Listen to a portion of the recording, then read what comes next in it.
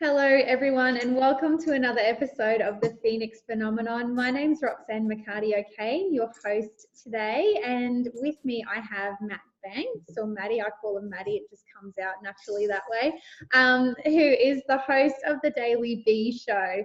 Now, it took me a while to wrap my head around this one because he has the symbol of a B, and I thought it was literally a B.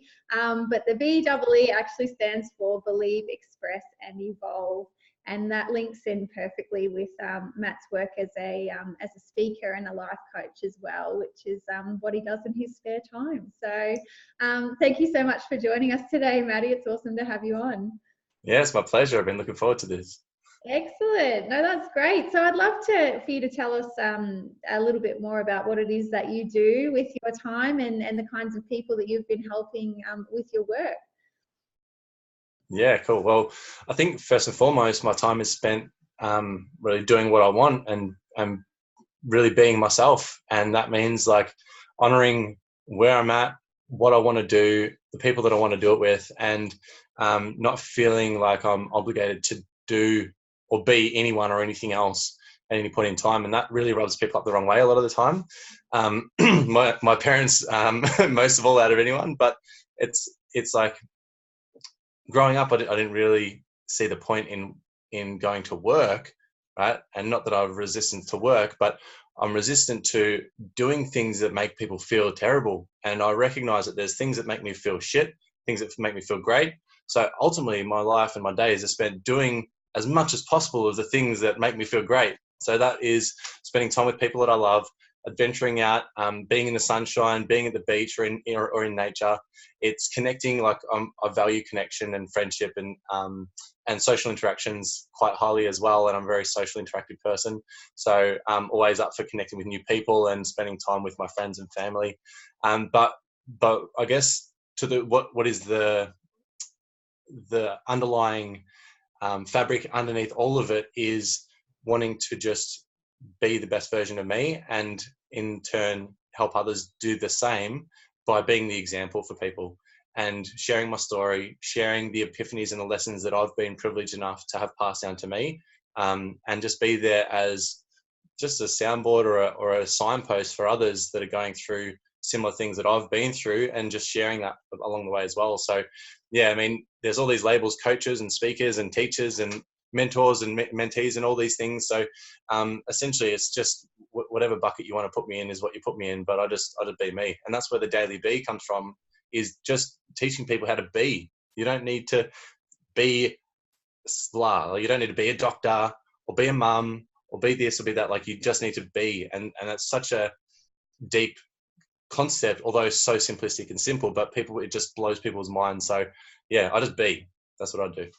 That's perfect. And you've just hit 140 or just over 140 episodes of the Daily B Show. 14, yeah, 114. Yeah, 14. Oh, I'm Yes. getting ahead of myself. That's all right. We'll get there before you know it.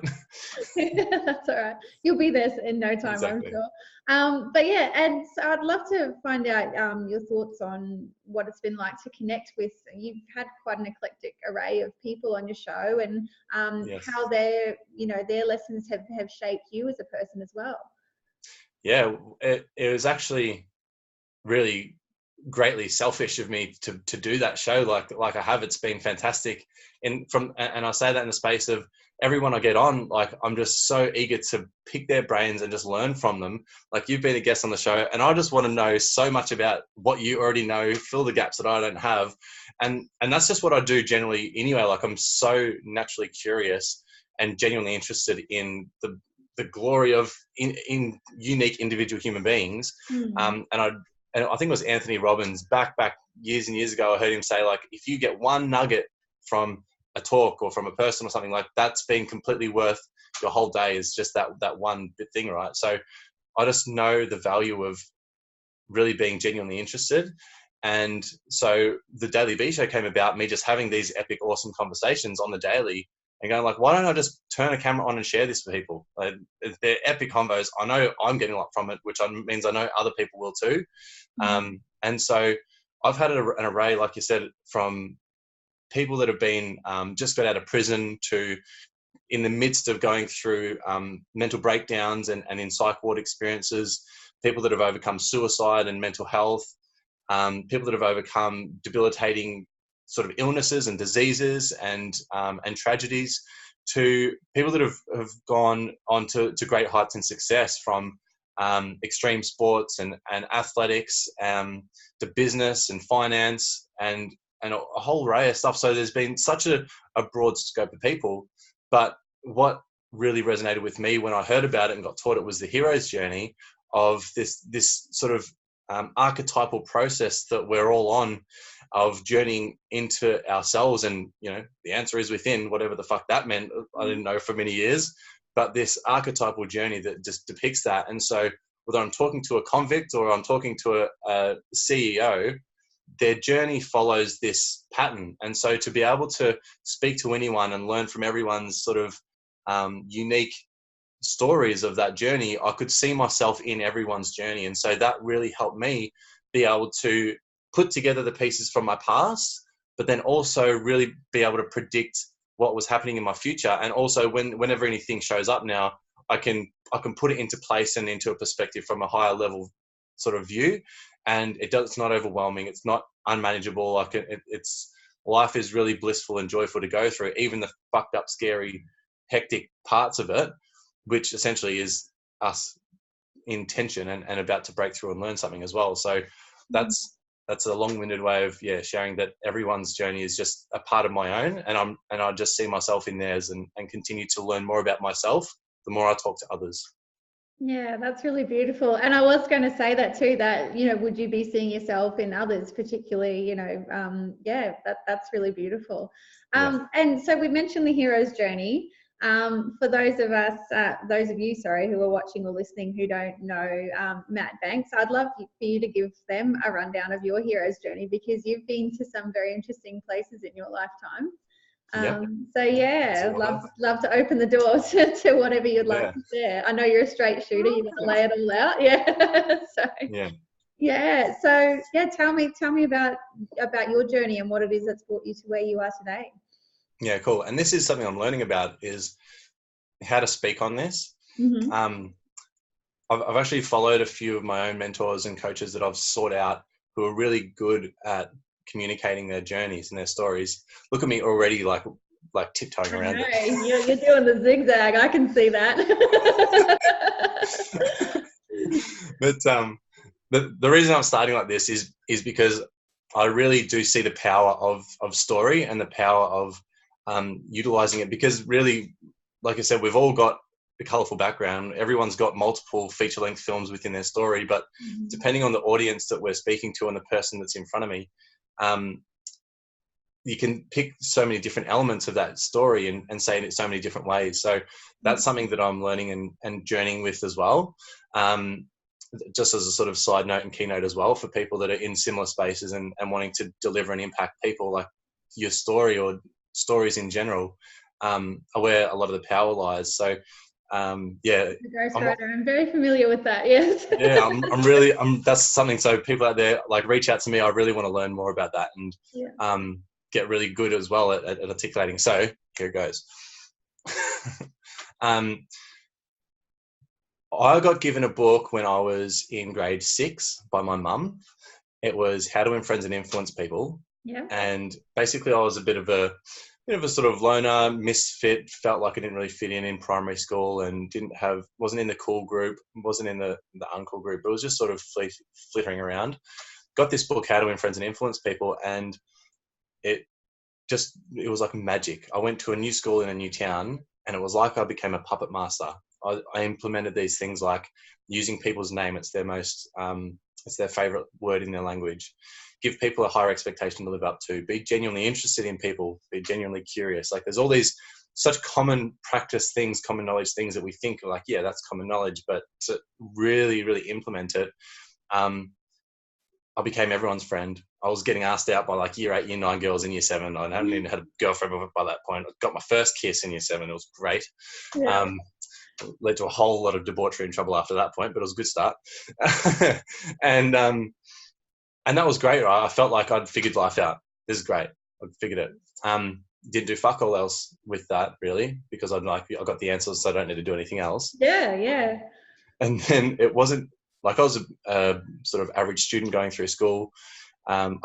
Everything didn't really struggle at anything. Everything was easy. I just didn't care about it. So I did just enough to pass everything and then played around the rest of the time and had fun.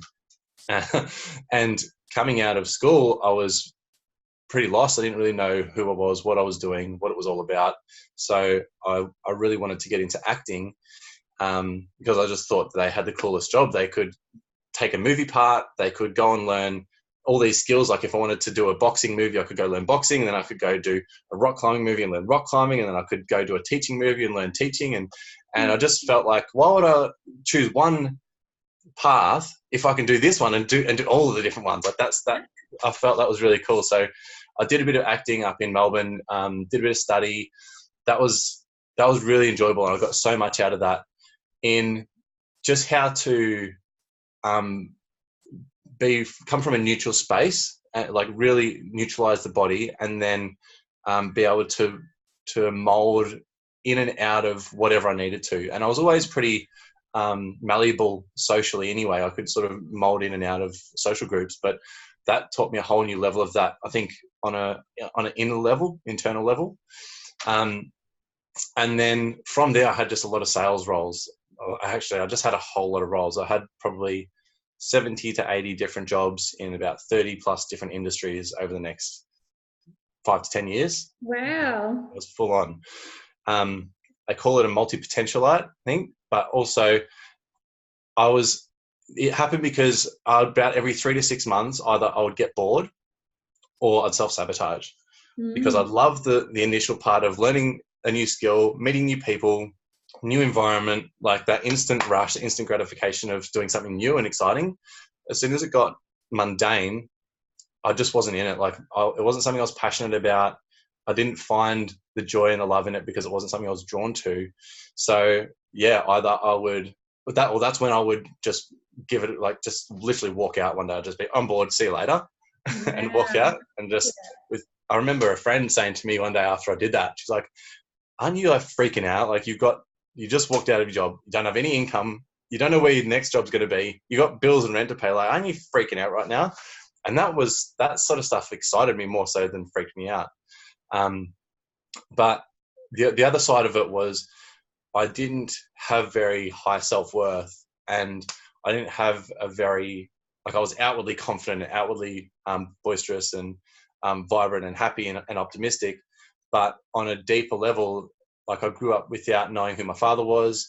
I'd been fucking brutally dropped by a stepdad who was essentially my dad for like 8, 9 years, from about 3 years old to 10 years old or so.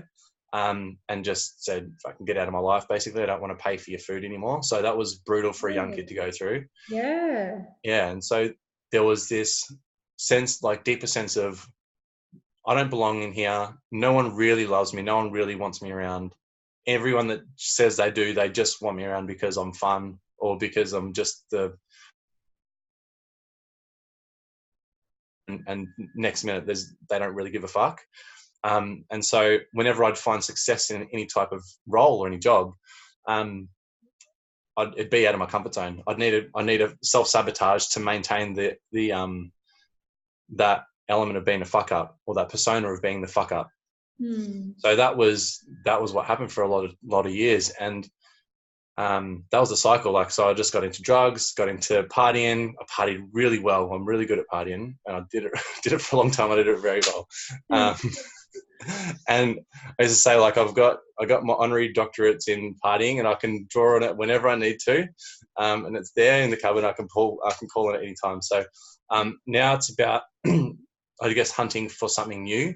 But I did get to a point where I fucked myself pretty hard, where I had too much acid one weekend, and yeah, just basically ate a lot of acid and tripped out for about 2.5 weeks until I got put into a psych ward for about another 2.5 weeks. The average stay in a mental asylum for drug-induced psychosis is about 2.5 to 3 days. So that's sort of an indicator of how much I was sort of in that space. I remember it all. It was actually a pretty amazing, epic trip when it comes to trips, but my feet just hadn't quite landed back on planet Earth yet, which is what needed. So that was a real kick in the ass. But yeah. Sorry, can I ask you a question? Yeah, go for it. Was that a partying thing, or was that like, what was the reason behind that, do you think, with the power of hindsight? Yeah, well, I was stagnating, like it was a stagnant energy around me. So there was no progression, there was no momentum, and it had just sort of played its course, I think, where I was at that time. I used to do psychedelics about every 6 months or so. Like I smoked weed every day, almost all day, every day. I took party drugs most weekends, if not every week. No, not every weekend, but most weekends. Mm-hmm. And then I do psychedelics once every about 6 months or so, because they don't. I mean, the effects of them sort of weans off as you get more used to them. But also, that's not like psychedelics aren't for partying. You can do them while you're partying, but they're a really intimate, personal journey to go through. And I knew that even back then. So looking back in hindsight now, like there's been so many times where I've been able to draw back on those experiences and see the lessons that was being given to me, but I just wasn't in the space to receive them at that point. Yeah. You ever taken psychedelics yet? No. Oh, yeah, all right. I have a control thing, right? If I don't have control over what's going on, I can't deal with that. And so no, I haven't. Yeah, but see, that's the thing, right? You just in this illusion that you've got control anyway. So when you bust through that perception that you control anything, then it opens up a little bit. But it's just like when, my friend just called, I was just thinking of you. Oh, what a coincidence. Like, the synchronicities and coincidences aren't so totally synchronistic and coincidental. But there's definitely lots of lessons that have come from those experiences that in hindsight I've been able to look at and draw on. It was definitely a kick in the ass that I needed to sort of shift my focus, but not the ultimate kick in the ass, unfortunately, like psychologically being very lazy and not wanting to journey within, because that's really where the work and the demons and the dragons they lay, and they're waiting for us to face. I still wasn't ready for that. So still I went on this journey up to Queensland for the first time with a friend, and got some jobs in some mines, searched for money. I was basically, all right, okay, let me back step one step. When I put myself in that psych ward, I was living at the beach. I was living at the beach as a beach bum. I'd ride my bike to Centrelink, the next town over, once a fortnight, which is about maybe an hour and a half ride, push bike ride, and back. And other than that, I just rode my logboard down to the shops most mornings, got a slab, got some weed, went and set up my tent at the beach, smoked weed, drink beer, and hung out at the beach every day. But that was my life. It was fucking pretty cool, actually, while I was doing it. But it was obviously unhealthy and unsustainable. Yeah. So after that psych ward experience, my mind shifted and was like, all right, I need to go make some money. Apparently that's what it's all about. Let's go fucking make some money. And so I went and got a job in the mines up in Queensland, making great money, fucking $2,000 to $4,000 a week, just coming in. So I was like, all right, well, this is easy to make money. That's not a challenge, but it's fucking boring, and I'm not getting anything from it.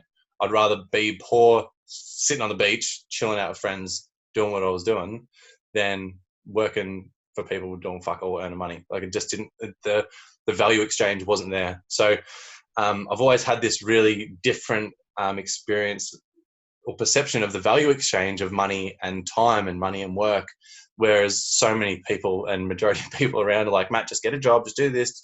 I'm like, that, like, I would rather punch myself in the dick than fucking do that. And I'm not, like, it's just not happening. When I'm passionate about something and I believe in something, I'll work harder than anyone around, and I'll go for longer than anyone around.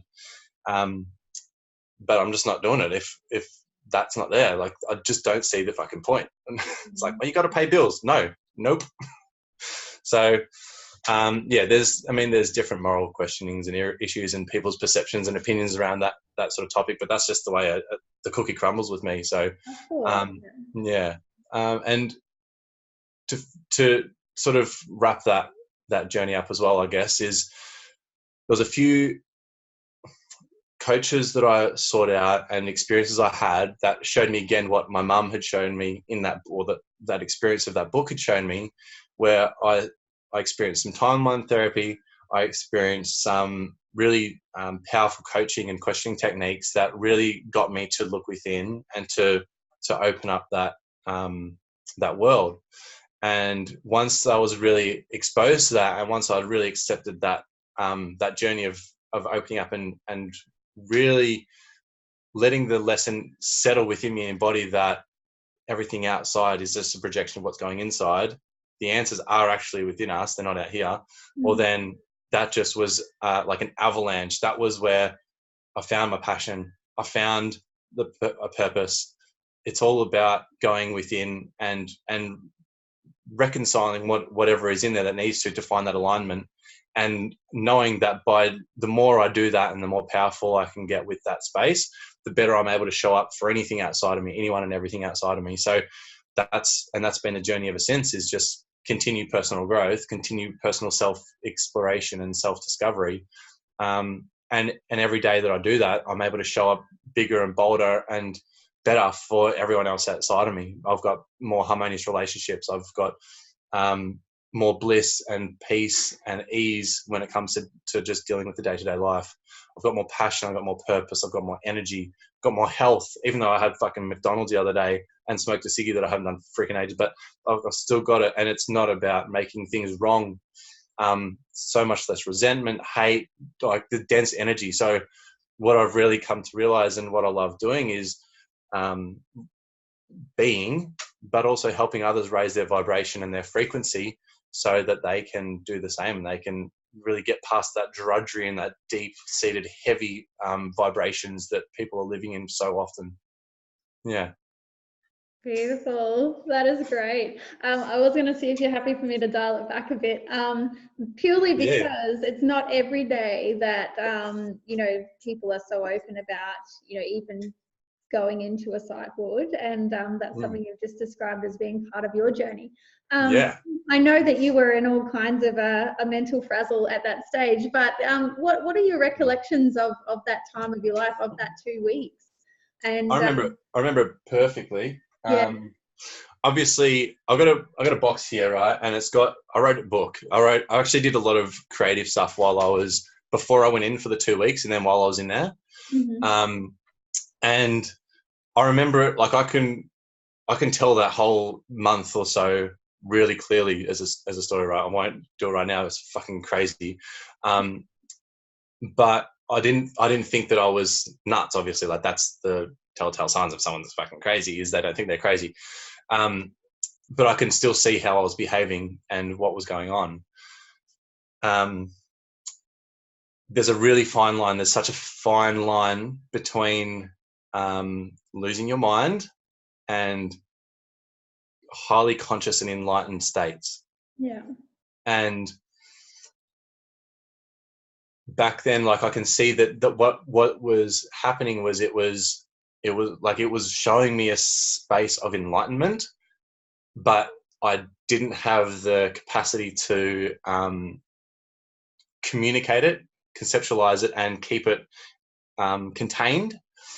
So it was like shooting everywhere. It was frazzle dazzle, and it freaked me out, freaks everyone out.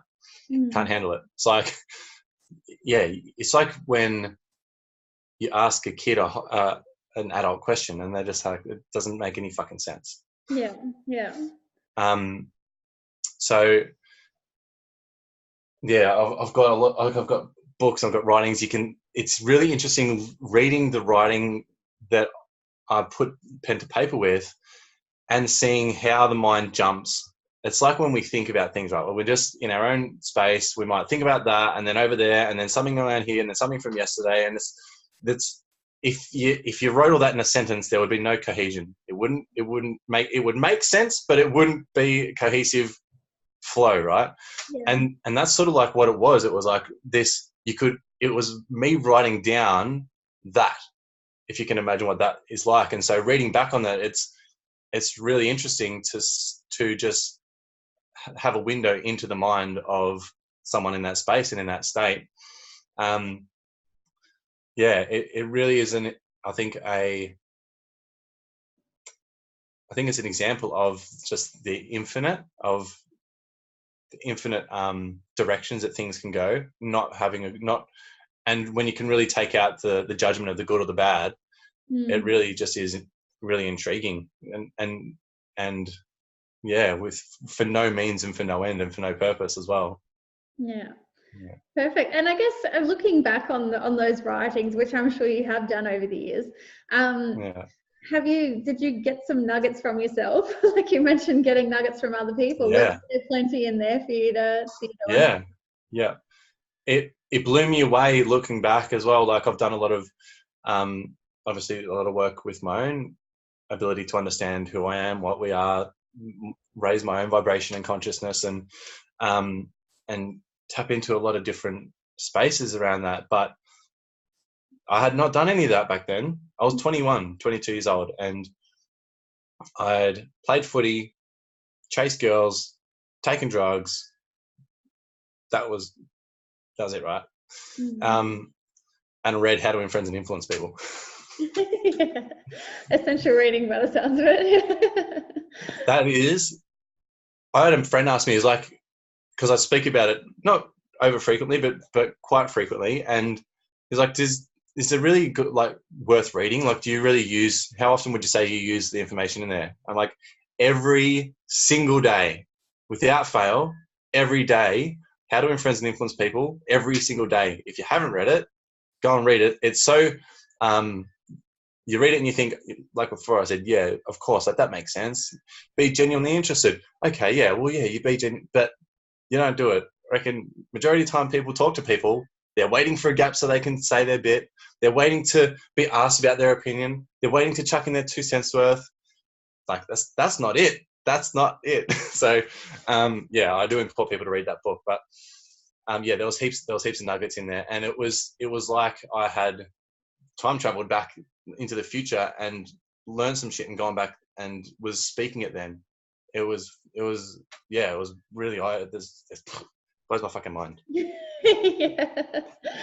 Oh, that's incredible. Yeah. Oh, perfect. And so having that experience, of growing up and, and being in the psych ward and all that sort of stuff, trying to find that sense of fulfillment. What was the trigger for you to figure out that personal development was going to be the key for you?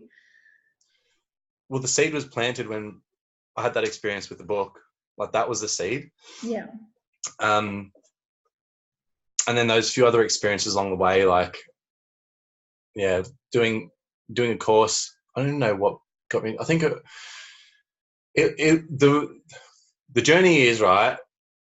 You want to live a good life. So go get a job. Like, all right, I'll go get a job. Job fucking sucks. How do I get a better situation than this? Like, we'll make more money. And then you have to do a shitty job. So, all right, I'll go make more money. Like, how do I make more money? It's like, learn from people that are making heaps of money. So you learn all these strategies on how to make a heap of money. Mm-hmm. And then it's like, all right, I'm kind of making a bit of money now, but it still feels a little bit shit. Like, it's still not right. Something's missing. So it's like, how can I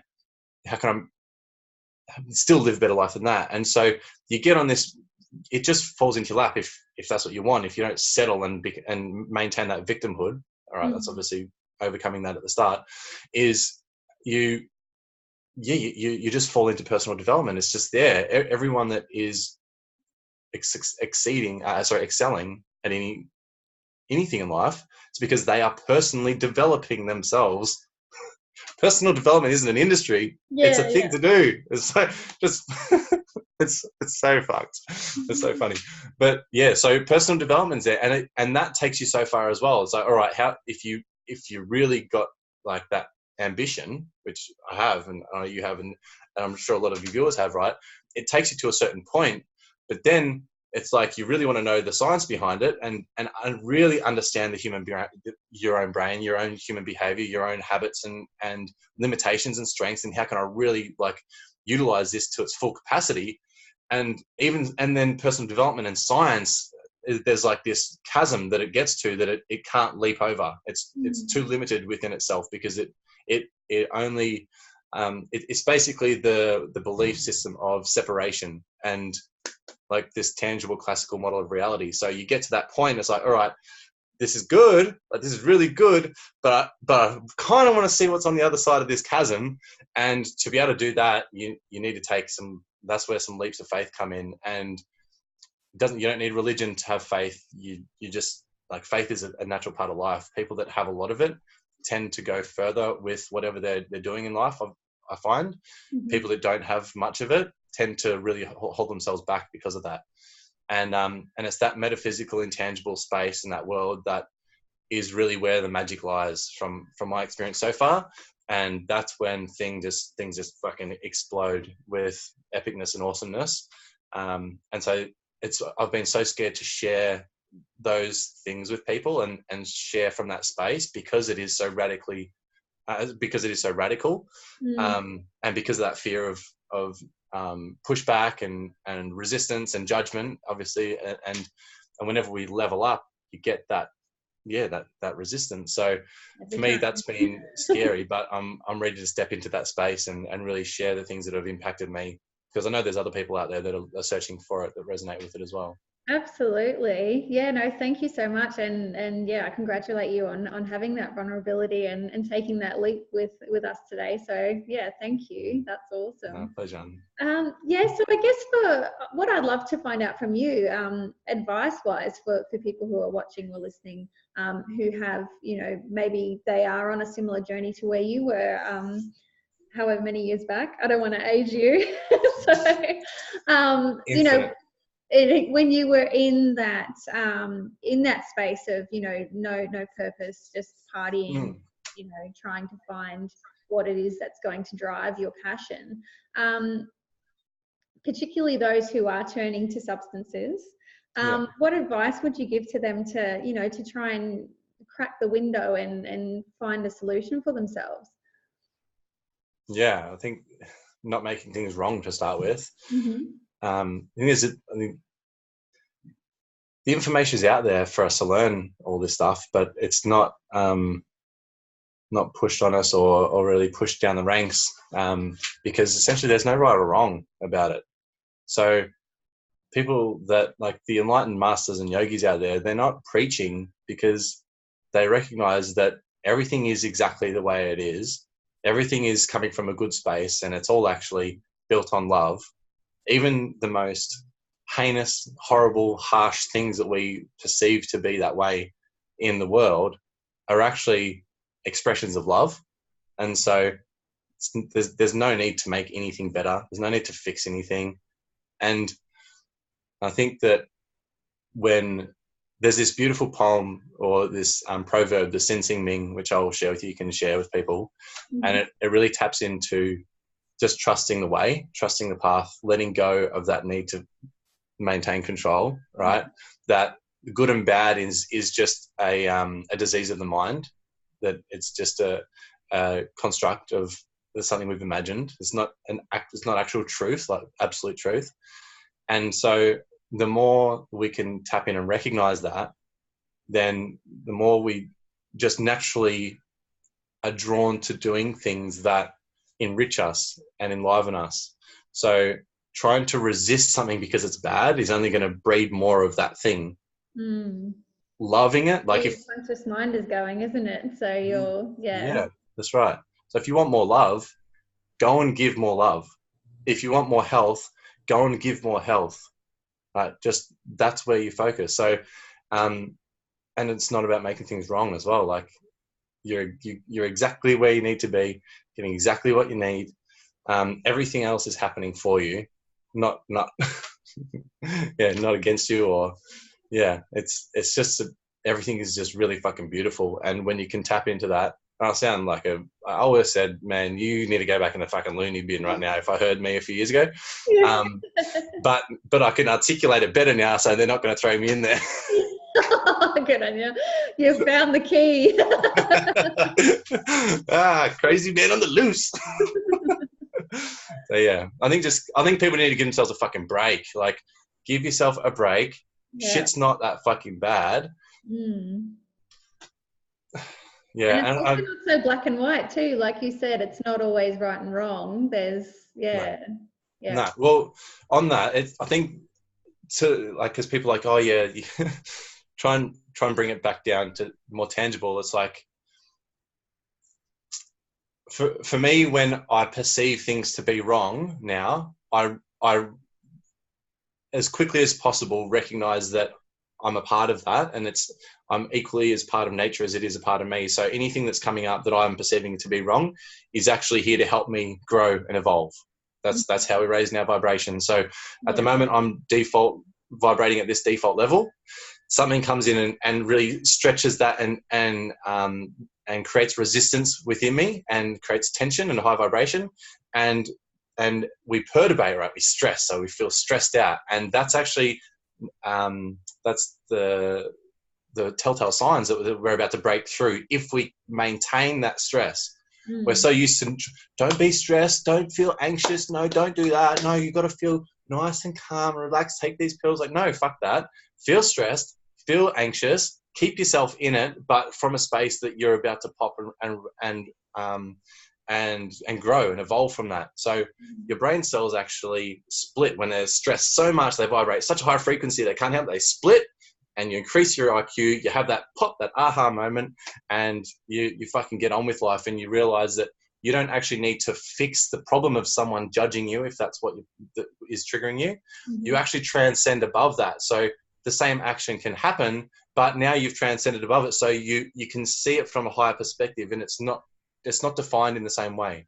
It's a completely different experience. So yeah, it's fucking beautiful. So you meet everything like that. It's like, oh, this guy just kicked me in the face. Well, all right. This person's just judging me. This person's saying this about me. This colleague's dibber-dobbing on me. I don't know, whatever the fuck is going on in life. You recognize it's all here for you. So well, that's it. And I mean, you can get yourself into a right state over the most mundane of things if you're always looking for, for the victimhood. You mentioned that word before. If you're always prepared to play the victim, it's never going to seem, your vibration's always going to be down and down. And to talk on that as well, like there's a level of compassion that needs to be employed, because wherever people are at is where they're at, and that is not right or wrong. So it's not wrong that someone's in victimhood, because actually what they're doing is they're showing up for the people around them to see what they don't want to be like and to inspire them to do something else. If there wasn't someone playing victim, there wouldn't be anyone being a victor. So you need to have them both. You can't have one without the other. So it's like, oh, let's get rid of addictions, or let's lose this, or let's try and stop that. It's like, well, you're just saying that because it makes you feel better because you're not in that space. But without them, you wouldn't feel good in the first place. So you should thank them for being the victim so you can be a victor. Yeah. Okay, fair call. Yeah. It's a twisted mind fuck, because it's a strange loop that keeps coming back. No matter how high you go, you always end up at the bottom. Boop, boop. Welcome to reality. Oh, geez. Yeah. It's a whole new perspective, that's for sure. Yeah. Excellent. That's great. So being in the space where you're at now, you've found your passion. You've created Daily B Show. You're working with other people now. Tell me what sort of, I guess, evolutions you've seen in your interviewees, the people that you've been working with, and how that's kind of played out for you. Well, it's I guess it's like same as what we've been speaking about. Like we've got a friend actually just been speaking to recently who's just come up here from Melbourne, Sunshine Coast, if we didn't say that before. But he's gone from feeling really, really harshly on himself and having a really tough upbringing, doing some really bad things to good people, and him not feeling worthy enough, like feeling like this life is not for him. Like he's done so much bad to people. There's nothing he can do to right that wrong. And really helping him and guiding him through recognizing the fucking beauty in everything that's actually happened and the infinite potential that still lies in front of him.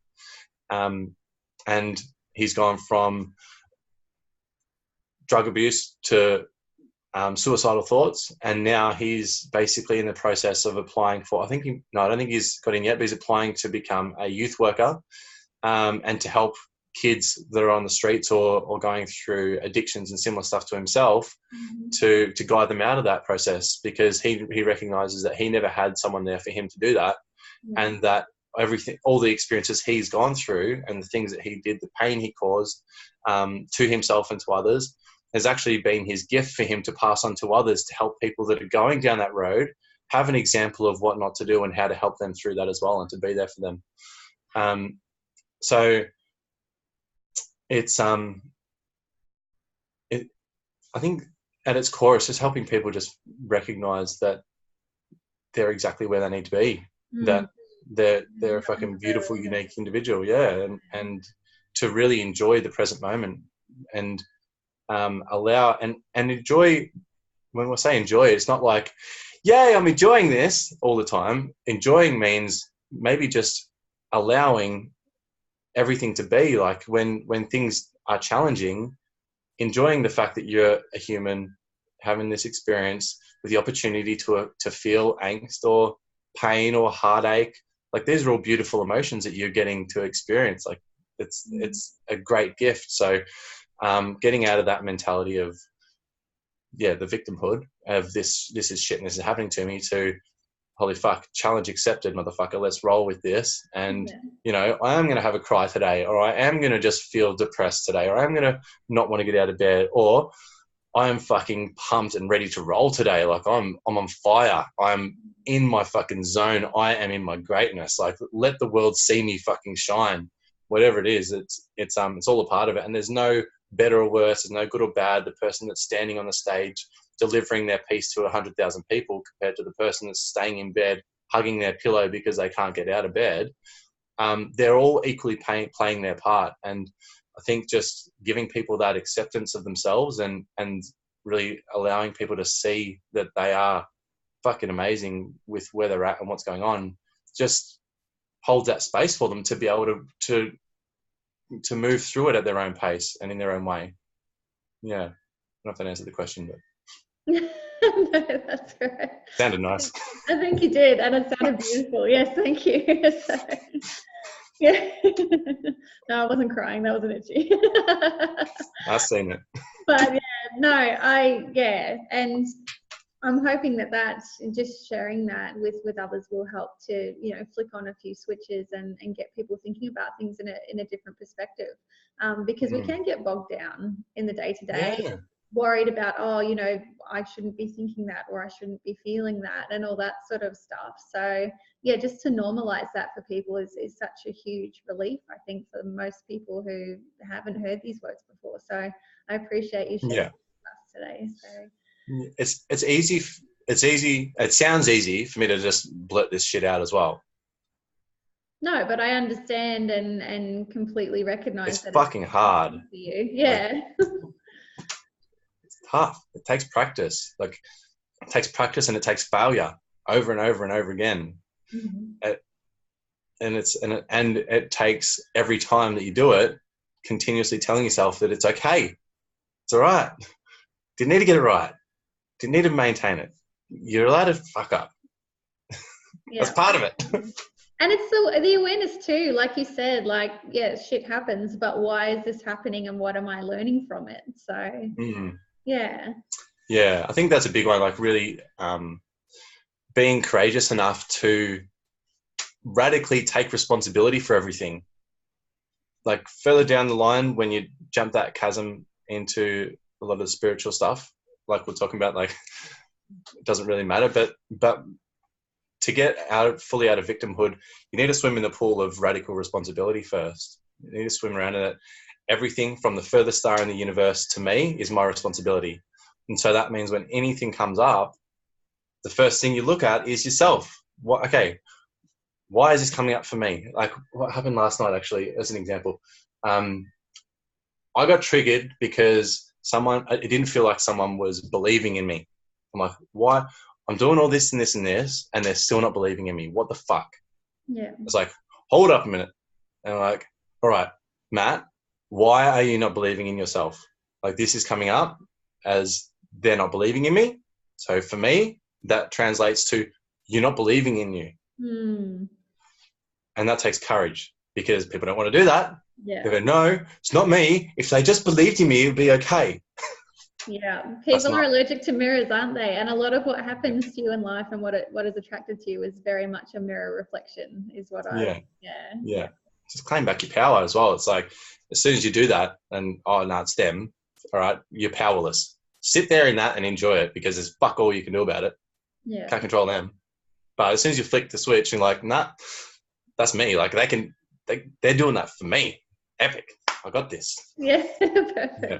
All right. So this just happened to you last night. So what do you do now? You've done all this work. You've got the awareness. You know that all of a sudden you're not believing in yourself. What's the next step? How do you then overcome that for yourself?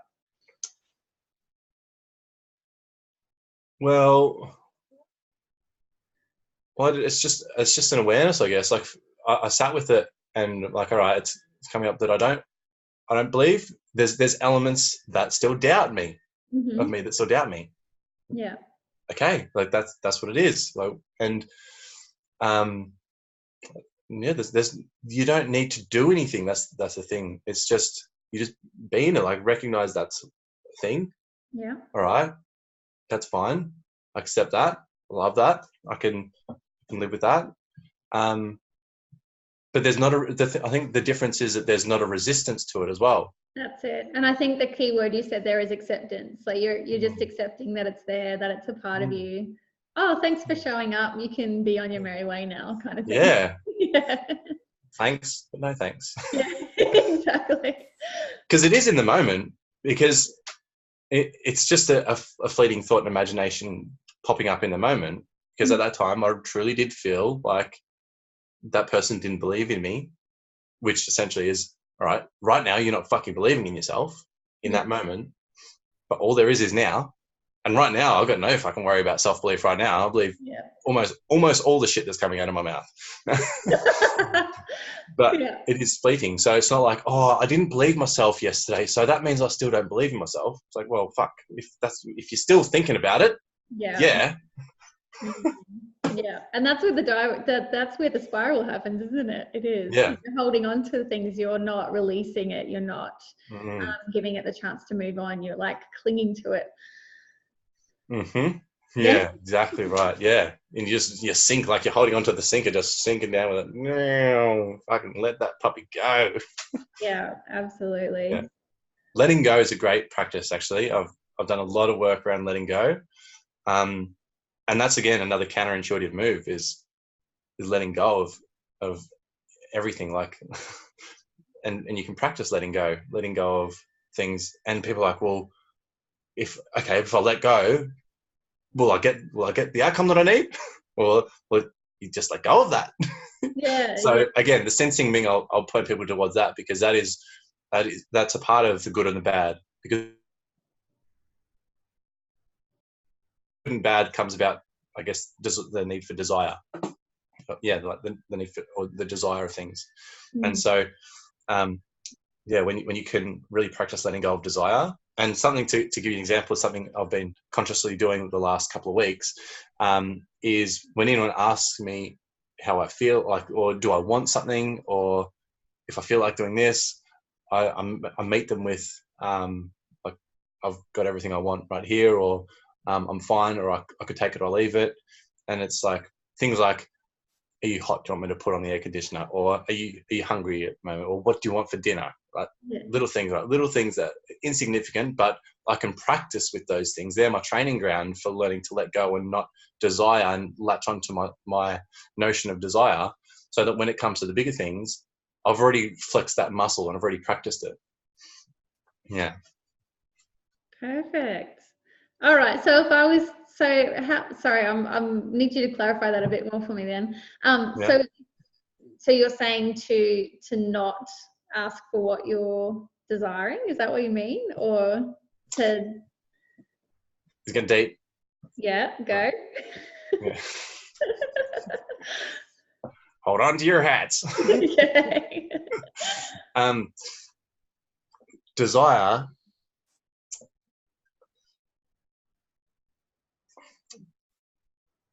how do I put it? So when we desire something, it's like it creates a need. And so when we need something, that we're taken away from the present moment to this state of being. And so there's nothing wrong, again, no right and wrong. So there's nothing wrong with desiring things.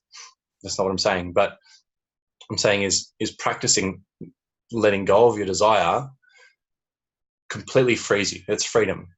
You want financial freedom? Okay, you can have financial freedom right now. You don't need to earn $1 million or to have passive income from your business to have financial freedom. Financial freedom, the concept of that comes about because you have a desire for what you think you don't already have. Yeah. And so when you practice letting go of desire, it opens up infinity to you. It opens up nirvana. It opens up heaven on earth. And so the only reason you don't have heaven on earth is because you're playing from as you're a devil and you're selfish and you desire things. And if you don't get them, then you think that you're not getting what you deserve or what you want. And so the world's not the way it should be.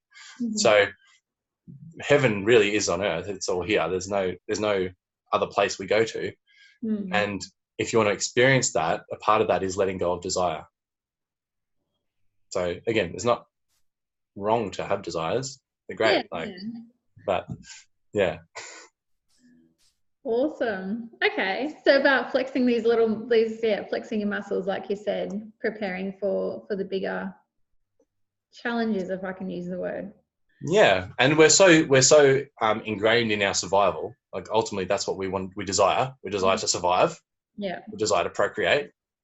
Like that's at the crux of it all. Yeah. Like, don't kill me. Let my family be healthy, wealthy, and wise. Let my name live on. Right? That's still the illusion of you're separate to everyone else. Yeah. But yeah, let's not go there. This could go all day, I reckon. So. Yeah. Well, it's infinite, isn't it? Yeah, it is. It is. Awesome. All right. So if I was to say, Maddie, if you wanted to give, what would be your nugget of advice to listeners and viewers today, to something to take home with them? There's been a few already in this conversation, but if there's any more that have kind of dropped in for you as we've been speaking, anything else? Well, the first thing that came to me was do whatever the fuck you want to start with. Yeah. Like, you can't do anything wrong, right? That's just this illusion. So stop making yourself wrong. I mean, you can if you want, but no, you got the fucking choice. Yeah. So if you don't want to be wrong, if you don't want to feel all these ill feelings, you can choose not to. It is actually really simple. It's not easy, but it's simple. It's really simple. And that's why I think people find it so hard to latch onto, is because it's so fucking simple. They just don't believe it. No. We've got to know quantum mechanics and understand the neurons in the brain and the pathways of limiting beliefs before I can do all that. No, you don't. Just choose something different. Yeah. But yeah, just do what the fuck you want. But you do you be you, and you can't do anything wrong, right? By you, like, even when you offend someone or hurt someone's feelings or do something that someone else is judging, right? You're doing them a favor. There's always balance. Nothing's ever out of balance. So by you being your most authentic self, actually, let's go down that road really quickly. Grow your greatness, right? The Daily B Show, grow your greatness is believe in your greatness. Because what else are you going to fucking believe in? Believing your shitness like you have been your whole fucking life? Well, stop that. Stop believing your shit. Just fucking stop it. Believe in your greatness. Express your greatness authentically and openly. if it hurts someone or offends someone or rubs someone up the wrong way, good, they need it, because they're vibrating at a certain frequency that it triggers them. They need to raise their vibration. So you're doing them a favor. You're not doing someone a disfavor from hurting or offending them. Okay, don't maliciously go out there and be a dick. Yeah, there is a line. Yeah. Yeah, right. But be authentic. Speak your truth. Follow your passions. Do what is right for you, and evolve consciously. Evolve your greatness. Recognize that everything you've got is perfect. If you're sitting there in your undies, eating a bowl of Doritos, smoking a durry and drinking a beer right now, beautiful. Like that is heaven on earth. Like literally, you've created that. That is it. Love that. And then when you get to that space, you can only build on that. Everything from there is even greater. So don't worry about getting rid of shit or fixing shit or eliminating shit. Fuck that. Just recognize that you've got the greatness right here already. It's fucking everywhere. And then everything else is greater from there on up. Boom. There's the mic drop right there. Yeah. I've had too many coffees today. Yeah. Just 2. Awesome. No, that's beautiful. Thank you so much for that, Matt. And for those of you who are watching or listening, I will pop some links up so you can connect in with Matt's Daily Bee show, get some more doses of his incredible energy and the messages that he's uncovering with his interviewees, the incredible people that he has on his show. And link with him. I'm sure he'd be happy to hear if you had an awesome story that could go on his show as well. So yeah, definitely, 100%. There, Maddie. Thanks, Roxanne. Awesome, and thank you so much for your time. I do appreciate you taking the time to come on and be so open with all of us today. It's been a really incredible chat. So thank you. Well, that's the example. Like I want to be the example for people as well. And so there's nothing like hiding shit doesn't really help. And you recognize that, like people might think, oh wow, he's so forward or so open, drop some F-bombs here and there, but that's authentically me. And and like if there's something that you haven't said, or if there's a part of your story that you haven't opened up about, that's your opportunity right there. So yeah, it's a beautiful space to be in, and I love setting that example and having that freedom as well. I've got my own resistances to things. Like I've brought up a few examples today. Like it is a daily thing where we are ever dynamically always evolving. It's not something you get to. Actually, quickly, a metaphor that I got told the other day was a lot of people think enlightenment's like this mountain that you climb and you reach the pinnacle of enlightenment, but it's more like a mountain range, and there's all these different mountains to climb. So it's not just one, it's multiple, and it's never ending. It's a never ending mountain range. So yeah, there's no one person that has got it all. There's no one guru or master that has done it all.